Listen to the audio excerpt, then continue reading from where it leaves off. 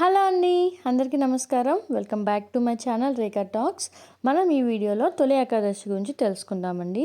తొలి ఏకాదశి ఏ రోజు వచ్చింది, పూజ చేసుకోవడానికి శుభ సమయం, మనం ఏ నైవేద్యం సమర్పించాలి, ఉపవాసం ఎలా చేయాలి, ఆ రోజు దానం ఏం చేస్తే మంచిది, పూజా విధానం కూడా అవన్నీ మీ వీడియోలో తెలుసుకుందామండి. వీడియో పూర్తి వరకు చూడండి, ఎక్కడ స్కిప్ చేయకుండా.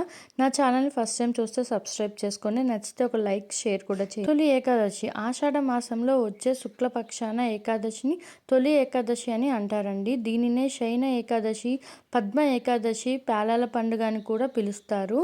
ఇప్పటి వరకు ఉత్తర దిక్కున ప్రయాణించిన సూర్యుడు ఈ రోజు నుంచి మొదలు దక్షిణ దిక్కుగా ప్రయాణించడం వల్ల దీనినే దక్షిణాయనం అని కూడా పిలుస్తారండి.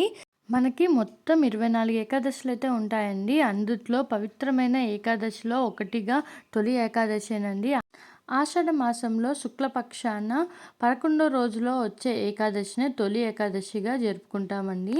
మనం పురాణాల ప్రకారం పాల కదలిపై విశ్రాంతి తీసుకోవడానికి వెళ్ళి 4 నెలల తర్వాత కార్తీక మాసంలో వచ్చే ఏకాదశి నాడు విష్ణుమూర్తి నిద్రలో నుంచి వస్తారండి.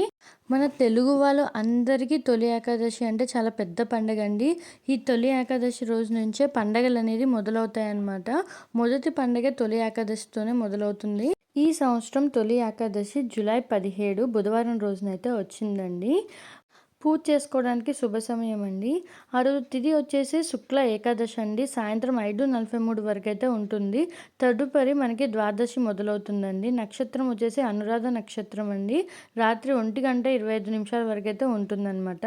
మనకి పూజ చేసుకోవడానికి శుభ సమయం వచ్చేసి ఉదయం 6 నుంచి 7:30 వరకు చేసుకోవచ్చండి. తిరిగి 9 నుంచి 10 వరకు శుభ సమయం ఉందండి. సాయంత్రం 6 నుంచి 7:30 వరకు పూజ అనేది చేసుకోవచ్చు అనమాట. మనకి కుదిరిన వాళ్ళైతే ఆలయాలకు కూడా వెళ్తే చాలా మంచిదండి. విష్ణుమూర్తి ఆలయం కానీ, వెంకటేశ్వర స్వామి ఆలయానికి కానీ వెళ్తారండి. తొలి ఏకాదశి రోజు ఇంట్లో పూజ చేసుకునే విధానం అండి.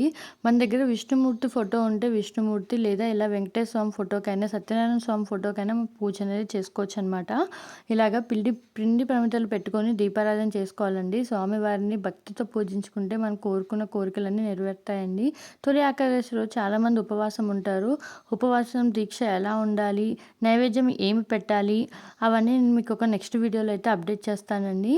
మనకి నైవేద్యం వచ్చేసి పేలల పిండి అండి. దీపారాధన వచ్చేసి పిండి ప్రమిదల్లో పూజ అనేది చేసుకోవాలన్నమాట. పిండి ప్రమిదలు, పేలాల పిండి ఎలా చేసుకోవాలో నెక్స్ట్ వీడియోలో అయితే అప్డేట్ చేస్తానండి. ఇలాగా మనము ఈ సంవత్సరం జూలై 17వ తారీఖున అయితే తొలి ఏకాదశి పండుగ అయితే వచ్చిందండి. పూజా విధానం, నైవేద్యం, ఉపవాసం దీక్ష ఇవన్నీ మనము నెక్స్ట్ వీడియోలో అయితే నేను మీకు అప్డేట్ చేస్తానండి. ఇదేంటంటే మనకి తొలి ఏకాదశి ఏ రోజు వచ్చింది, తిథి ద్వాదశి ఎప్పుడు వచ్చింది, ఏకాదశి ఎప్పటి నుంచి ఎప్పటి వరకు ఉంటుంది, పూజ చేసుకోవడానికి శుభ సమయం ఏంటో తెలుసుకున్నారు కదండి. మీకు నా వీడియో నచ్చిందని అనుకుంటున్నానండి. నచ్చితే ఒక లైక్ చేయండి, షేర్ చేయండి. నా ఛానల్ సబ్స్క్రైబ్ చేసుకోకపోతే సబ్స్క్రైబ్ చేసుకొని. మరి థ్యాంక్స్ ఫర్ వాచింగ్ అండి. బాయ్.